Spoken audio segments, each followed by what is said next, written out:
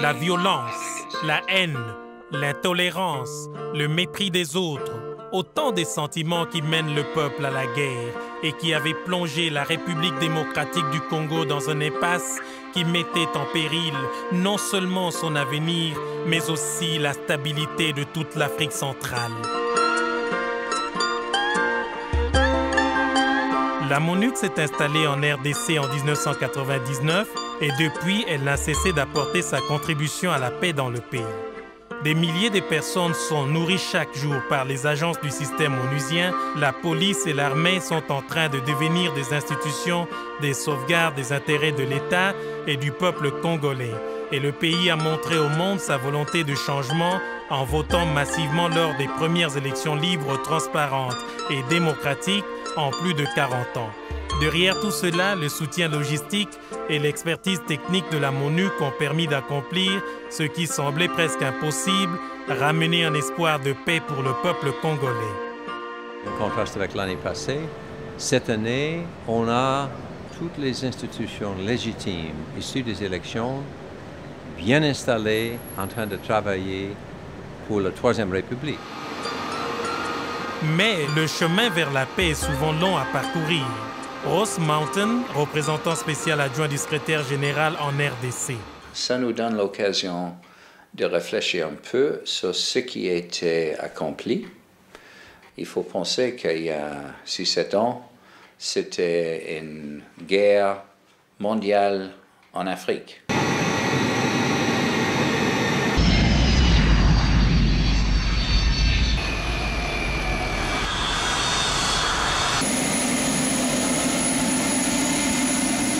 Ces enfants arrivent à Kinshasa des différents coins du pays. Il y a quelques années seulement, cela était impensable. La guerre avait divisé cet immense pays et les Congolais ne pouvaient pas se déplacer à l'intérieur. Katembo arrive de Goma, capitale de la province du Nord Kivu, où en ce moment le général rebelle Laurent Kunda continue à défier l'autorité de l'État, où des groupes armés étrangers sèment la terreur dans des villages. Ils viennent pour participer aux actes de la Journée internationale de la paix. Je suis très content. Je suis très content. C'est une journée inoubliable peut-être dans ma vie. Est-ce qu'on ne vous a pas dit que vous allez entrer en contact avec le secrétaire général des Nations Unies? Il paraît. Aujourd'hui, ils sont à Kinshasa grâce aux dividendes de la paix. Le vol n'a pris que 2 heures. Mais quand la MONUC est arrivée en RDC, le même voyage, pour ceux qui prenaient le risque de le faire, durait presque un mois. Ils sont là pour raconter leurs histoires à d'autres enfants comme eux, victimes de la guerre, et pour écouter le secrétaire général des Nations Unies à travers une vidéoconférence que pour eux, c'est quelque chose comme de la magie. Mon village se trouve à Kibirizi. C'est juste à côté de Goma. S'il vous plaît, si vous arrivez dans mon village, il vous sera difficile même de trouver là où ma maison était située. Tout ça pourquoi? Puisqu'il y a eu la guerre. Nous étions obligés de quitter notre village pour se réfugier à Goma. Malheureusement, après le succès du plus laborieux processus électoral que les Nations Unies n'aient jamais soutenu, les armes ont à nouveau parlé.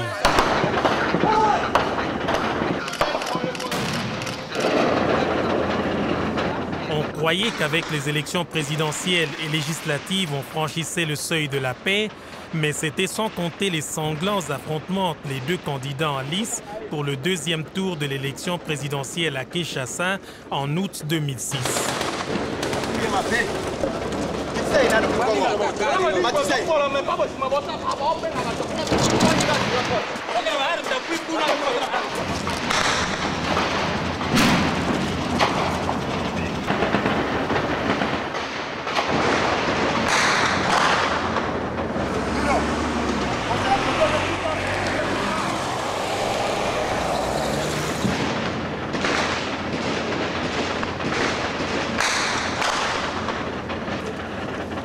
Après une courte période de paix, les forces de Joseph Kabila et de Jean-Pierre Bemba se sont à nouveau affrontées à Kinshasa entre le 20 et le 22 mars 2007, faisant plus d'une centaine de morts.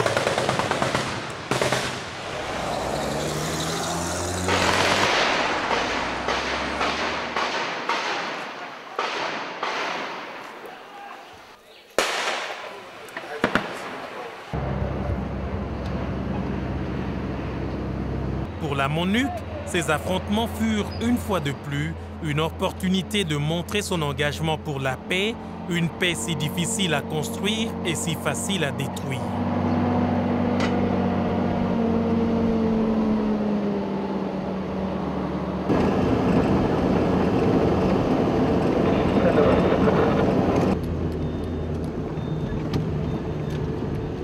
The answer is there. Biak, Biak, okay? Yeah. When is the doctor? The second APC?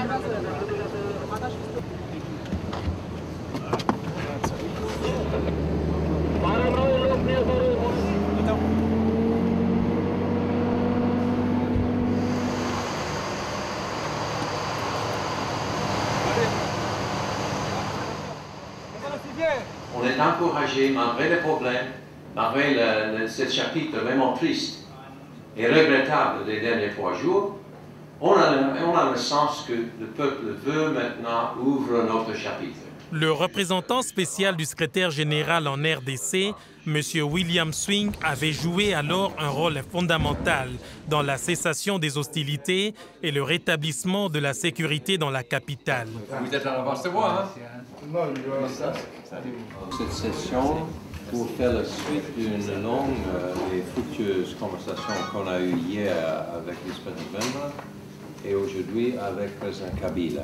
Des rencontres avec les deux opposants, des longues discussions entre les deux partis, l'établissement d'un monitoring permanent du code de conduite dans la propagande des candidats sur tous les médias et surtout la confiance dont ils jouissaient de la part des deux candidats ont contribué à désamorcer une crise que cette fois-ci paraissait hors de contrôle. C'était surtout l'inquiétude qu'après tout cet investissement, ça va tomber en mer. C'est ça qui a donné le plus d'inquiétude. Mais après un certain temps, on savait déjà non, il n'y a rien qui puisse arrêter ce processus. Ça va aller en avance. Katembo et ses compagnons sont impatients. Ils tiennent à rencontrer le patron de la MONUC, celui qu'on ne voit qu'à la télévision et que les Congolais appellent amicalement Coq Swing, le grand-père Swing. Ok.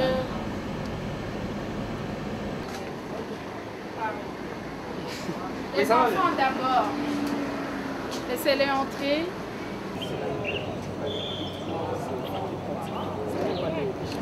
The group is here and they're going to say hello to you outside here. So. This is Raymond Sintaman from Goma. Ah, bon, très bien.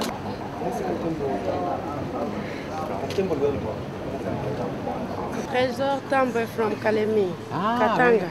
Ah, j'étais à Kalemi, justement. C'est une belle ville, là. Erving Golo. From Kinshasa. Oui, Kinshasa même, hein? Oui. Mademoiselle, Oui, bonjour. bonjour. Oui, vous êtes Et moi, ici? c'est Sarah. Oui, je suis d'ici. De Kinshasa. Yeah. Très bien. Celle-ci n'est qu'une répétition. Demain sera le grand jour.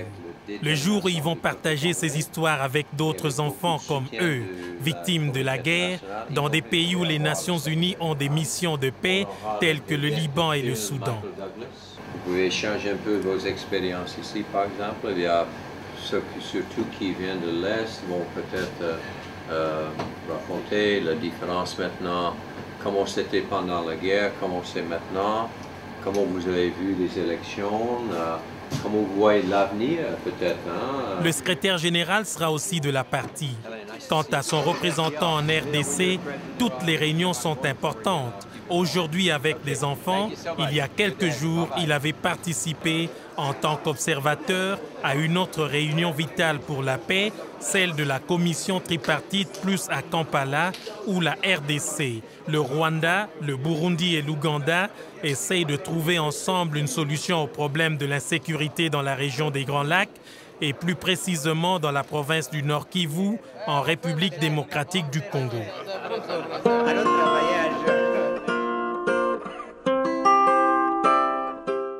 C'est précisément dans cette région meurtrie du Nord Kivu où la paix continue à se heurter contre le mur de la violence.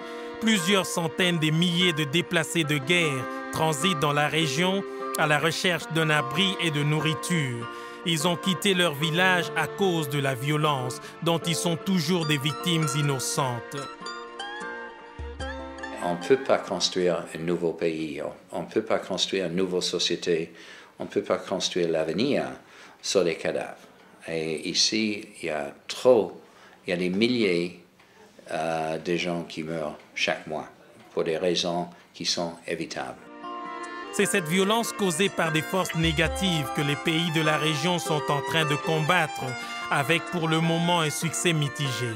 Le chemin de la paix est toujours long à parcourir. La paix a une grande signification parce que quand on a la paix, vraiment, on est stable. Sinon, chez nous, nous les jeunes Congolais qui n'ont jamais goûté la paix, peut-être nous espérons avoir la paix dans le futur, comme les batteries sont mises en marche. Peut-être nous espérons.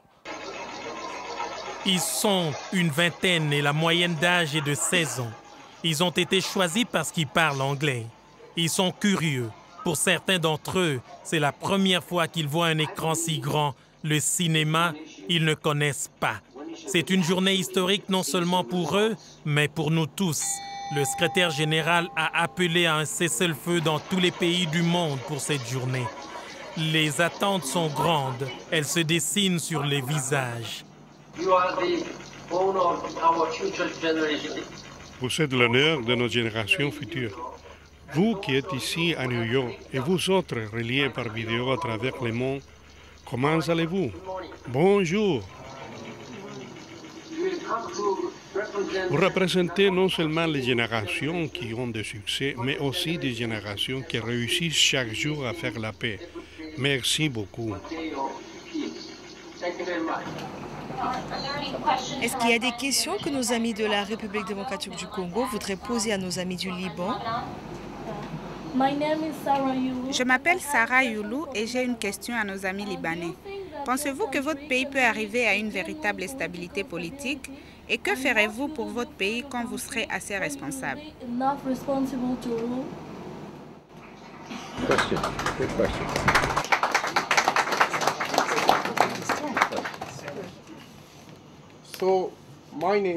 Je me nomme Georges Kabala. Je peux vous dire que nous sommes tous jeunes et comprenez que ce que nous vivons ici au Congo est vraiment une douleur indescriptible. Et de ce fait, votre aide serait juste d'user de vos voix pour sensibiliser les gens, sensibiliser les organisations américaines et sur les souffrances du peuple congolais et de la jeunesse congolaise afin de trouver une solution, de chercher des alternatives susceptibles de nous aider à nous développer.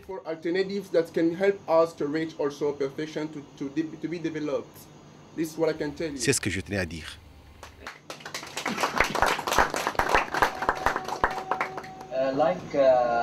Tout comme le Liban, le Congo a l'expérience de plusieurs années de guerre et vous êtes l'avenir du pays. Comment envisagez-vous l'avenir afin que la guerre finisse et que la paix revienne?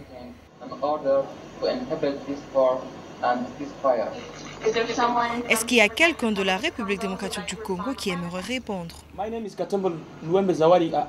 Je m'appelle Katembo Luembe. Je suis originaire de Goma. Je peux dire ceci. Pour faire la paix, selon moi, et à ce que je sache, ce que nous pouvons faire en tant que jeunes, c'est seulement discuter, travailler et collaborer avec les jeunes du monde entier.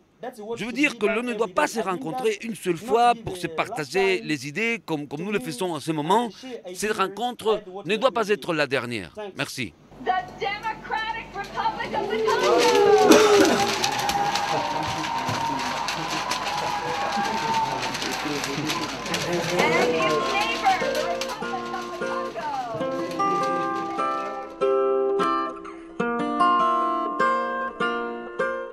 Guérir les blessures après tant d'années de guerre, trouver une identité commune, travailler ensemble vers l'avenir, créer un pays juste et prospère, autant de défis qui traversent les esprits des participants à cette rencontre. Pour la MONUC, c'est un compromis, pour ses enfants un rêve, qu'un jour deviendra réalité. Personne ne veut que la paix soit, comme elle est souvent, seulement une histoire de bonne volonté, mais une réalité durable pour tous les Congolais, au-delà des barrières ethniques, idéologiques, culturelles ou géographiques. Je n'ai aucun doute. Ils ont des bases très solides avec des élections. Ils sont en train maintenant de former une armée républicaine avec l'assistance de toute la communauté internationale. On est en train de former 11 brigades pour faire les opérations militaires contre ceux qui veulent déranger le pays. Ils sont bien encadrés dans la région, dans l'Afrique, dans le monde. Ils ont une politique régionale, diplomatique très active. Je crois que pour toutes ces raisons, je n'ai aucun doute, ça va aller en avance, durable. We don't need no more war.